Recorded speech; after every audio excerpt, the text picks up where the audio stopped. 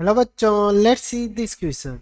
Using the Kramer rule, solve the system of equation. System of equation हमें दे रखे 2 by x plus 1 upon y equal to 2 और equation 2 हमें दे रखी 5 by x plus 8 by y equal to 31 upon 6. तो बच्चों चलते हैं इसके सॉल्यूशन। जब मैं इसका सॉल्यूशन देखता हूँ बच्चों, सॉल्यूशन को समझने के पहले हम समझते हैं की कंसेप्ट। की कंसेप्ट में हम समझेंगे कि क्रैमर रूल होता क्या है बच्चों। की कंसेप्ट,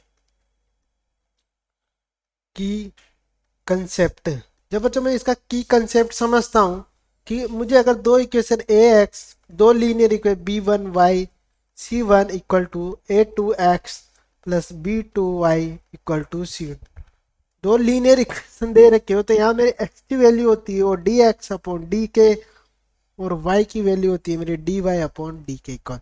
और जो मेरी d की वैल्यू होती है बच्चों, ये होती है मेरी,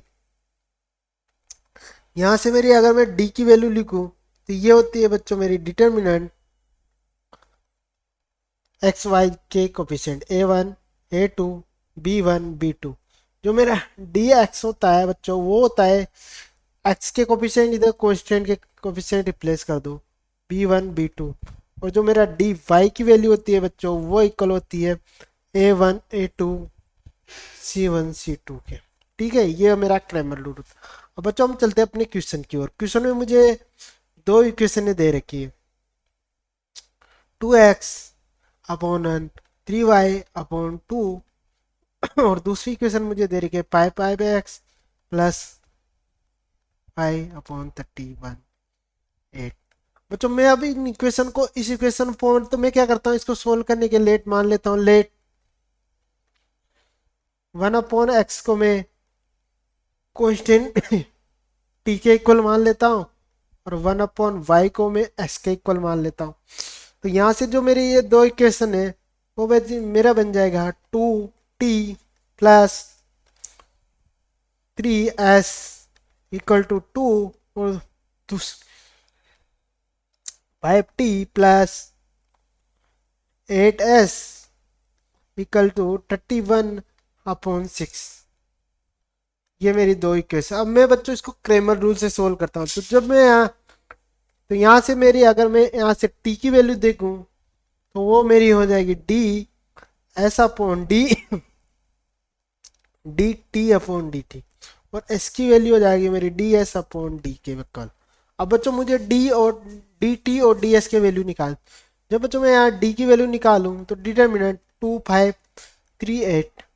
जब बच्चों मैं इसको सोल्व करता हूँ तो 16 माइनस 50, तो यहाँ से डी की वैल्यू वैल्यू आएगी मेरे पास 1। वैसे अगर मैं यहाँ से डी एक्स की वैल्यू निकालूँ तो ये कितनी आ जाएगी बच्चे, 2 30/6 और 3 और 8। जब मैं इसको सोल्व करता हूँ तो 16 माइनस 3 इंटू 31 अपॉन 6, जब मैं इसको सोल्व करता हूँ 2 तो येगा 22 32/2, तो इसकी वैल्यू आएगी 1/2। तो यहाँ से मेरी डी एक्स की वैल्यू आएगी बच्चों 1/2।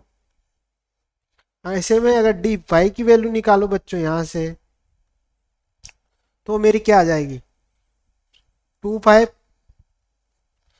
और ये आ गया 2 31/6। तो यहाँ से मेरी डी वाई की जो वैल्यू आएगी वो आएगी 1/3।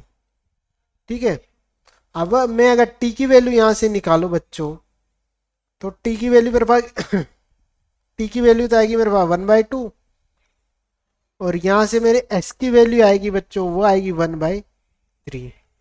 अब मैंने क्या किया है, एक्स को किसके इक्वल माना है, 1/x को टी के इक्वल माना है।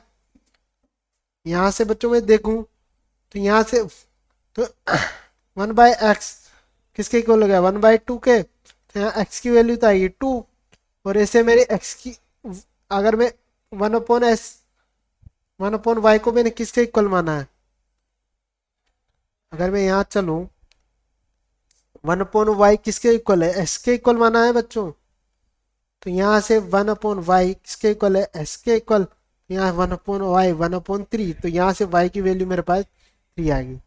तो बच्चों मेरे पास x की वैल्यू तो इससे आ गई, x की वैल्यू तो आ गई मेरे पास 2 और y 3।